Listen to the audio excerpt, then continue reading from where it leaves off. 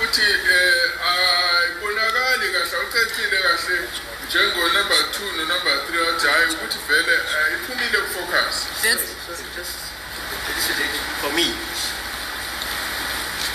these striations, you actually saw them by using the microscope. Microscope, that's correct. That's the point. You're using a microscope which you are twisting and turning. But here we're using the naked eye, we're using the water pass. But in the laboratory, you're using a microscope, a double microscope. That's correct. Yeah. You know the reason why, Canela, I'm taking you through this exercise. This is an exhibit before this court. Yeah, fine. This is the evidence that is before this court, which depicts the striations that you were able to see when you were examining in the microscope. Otherwise, you wouldn't have printed this if it's good for nothing. It's not good for nothing. It's the evidence before this court, which must be accepted as reliable evidence. And I'm saying it's not reliable. What's that, sir? So it's very much reliable, okay?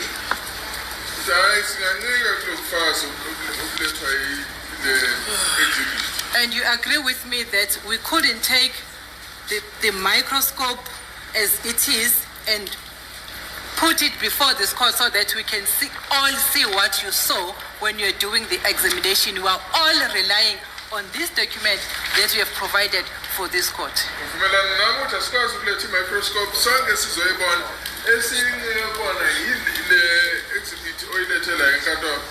That's correct. We cannot bring the microscope. And this exhibit is called a court chart. Come again? This exhibit is a court chart because it was attached to the report that we can use it when we're analyzing the report that was attached to it. It's a court case. I don't know if that proposition is correct because the defense had an expert.